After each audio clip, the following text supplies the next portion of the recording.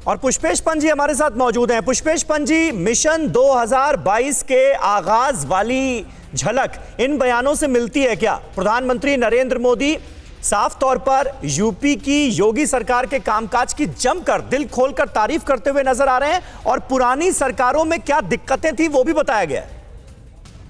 निश्चित रूप से इसमें कोई शक की गुंजाइश ही नहीं है कि ये उत्तर प्रदेश के चुनाव अभियान का शंखनाद है। प्रधानमंत्री मोदी ने बिना किसी हीले हवाले के पीठ थपथपाई बहुत शानदार तरीके से मुख्यमंत्री योगी की। अब इसमें मतभेद हो सकते हैं कि कानून का राज अगर है उत्तर प्रदेश में और अगर अपराधी डर से कांप रहे हैं तो इस कारण कांप रहे हैं कि कानून के राज से कांप रहे हैं या उनको इनकाउंटर का डर ज्यादा हो गया है।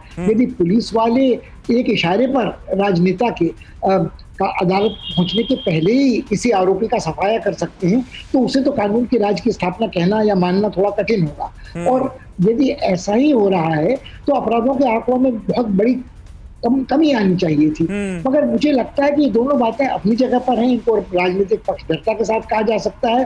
जो आज मुझे लगता है जो बात भाई रामकृपाल कह रहे थे, यदि हम चर्चा सिर्फ उन पक्षधरता को छोड़कर करें तो निश्चित रूप से इससे एक बात और प्रमाणित होती है कि चुनाव भले ही उत्तर प्रदेश का होने वाला हो अगले 5-6 महीने में, उसमें भी सबसे अहम भूमिका प्रधानमंत्री नरेंद्र मोदी की ही रहेगी।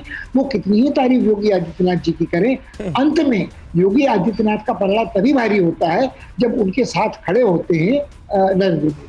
ये आज बात बिल्कुल स्पष्ट हो गई है। और उन्होंने न केवल बनारस का जिक्र किया, पूरे पूर्वांचल का जिक्र किया और उत्तर प्रदेश के और जिलों का जिक्र किया और ये भी कहा कि मुख्यमंत्री हर जिले पर अपनी सतर्क निगाह बनाए रखते हैं। और अभिषेक उपाध्याय क्योंकि हमारे साथ मौजूद हैं, और अभिषेक आप के बारे में खास बात मैं अपने दर्शकों को भी बता दूं कि आप लखनऊ से बनारस पहुंचे हैं और लखनऊ की तमाम राजनीतिक हलचलों को आपने कवर किया और किस तरह से योगी आदित्यनाथ के चेहरे पर चुनाव लड़ा जाएगा या नहीं लड़ा जाएगा, किन किन मुद्दों पर घेरना है यूपी की योगी सरकार को, ऑपोजिशन के तमाम लीडरान से आपकी बात हुई और आज प्रधानमंत्री नरेंद्र मोदी का यह भाषण जिसमें कामकाज की दिल खोलकर तारीफ की जा रही है, चुनावी राजनीति के लिहाज से कितना अहम मानते हैं आप? क्या देखा आपने? देखिए चुनावी राजनीति के हिसाब से अगर आप कहेंगे तो ये सबसे महत्वपूर्ण बात यही यहाँ पर कही जा रही है कि प्रधानमंत्री मोदी की जो स्कीम्स हैं, एक तो ये हिंदुत्व के चेहरे की बातें जो लगातार सामने आती है, लेकिन आप अगर गांव देहात में जाइए तो वहाँ पर बात वही आकर के फिर वहाँ पर जो विनिंग फैक्टर वही दिखाई पड़ता है कि उज्ज्वला योजना हो गई, प्रधानमंत्री आवास हो गया, कृषक सम्मान निधि हो गई, ये जो सुविधाएं जा रही हैं जो वंचित व्यक्ति के पास, यही हैं जो कि आधार बनी हुई है। और इसीलिए आज भी ये कहा जा रहा है कि पीएम मोदी का चेहरा ही सबसे वो सशक्त चेहरा है जिससे बीजेपी उम्मीद कर सकती जीतने की, क्योंकि अगर सिर्फ हिंदुत्व के नाम पर ही बीजेपी को जीत की उम्मीद होती तो फिर तो ये पंचायत के चुनाव जो हुए हैं उसमें बीजेपी की गति नहीं होती। तो आज भी यही बात यहाँ पर जो आप राजनीतिक हलकों में आप जाएं, आप आम जनता के पास जाएं तो उम्मीद इसी बात की है। और जिस तरह से काशी का एक मॉडल है विकास का, वो भी एक उम्मीद देता है। तो प्रधानमंत्री मोदी का ही नाम है बीजेपी के लिए जो कि उम्मीद की किरण है और जो कि 2022 के चुनाव में बीजेपी की सबसे बड़ी ताकत है। और ये मैं आपको बता रहा हूं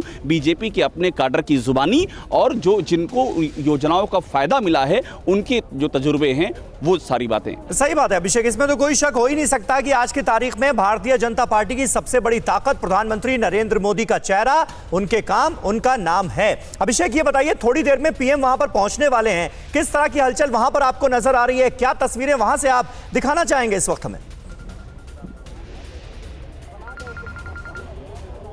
देखिए अभी यहाँ पर हम एग्जैक्टली वहीं हैं, रुद्रदास कन्वेंशन सेंटर। निशान से मैं फिर से कहूँगा आपको तस्वीरें दिखाएं। देखिए पूरी सामने की जो सड़क है ये एकदम खाली है और कुछ ही देर में यहाँ पर मूवमेंट होने की संभावना है। और पूरा आप रास्ता देखेंगे तो यहाँ पर स्मार्ट काशी के बैनर, पोस्टर, होर्डिंग हर तरफ दिखाई दे रहे हैं। और ये सिर्फ उधर ही नहीं बल्कि हम जहाँ किनारे पर खड़े हैं इधर भी इसी तरह से यही मैसेज देने की कोशिश की जा रही है। सुरक्षा व्यवस्था का जो तस्वीर है वो भी आपको बता रही है कि ये यहाँ पर वीवीआईपी मूवमेंट किसी भी वक्त हो सकता है। तो ये यहाँ की स्थिति है। और मैं आपको बताऊँ यहाँ आसपास दूर दूर तक की जो सड़कें हैं, देखिए इस तरह की बाकायदा बैरिकेडिंग कर दी गई है ताकि किसी भी तरह का कोई सिक्योरिटी इशू ना हो सके। और यही यहाँ बताया जा रहा है कि किसी भी वक्त पीएम का काफिला यहाँ पर पहुँच सकता है। समीर, बिल्कुल बिल्कुल अभिषेक, बने रहें आप हमारे साथ। अड़ी सोमवार से शुक्रवार शाम 6 बजे सिर्फ TV9 भारतवर्ष पर। हैं।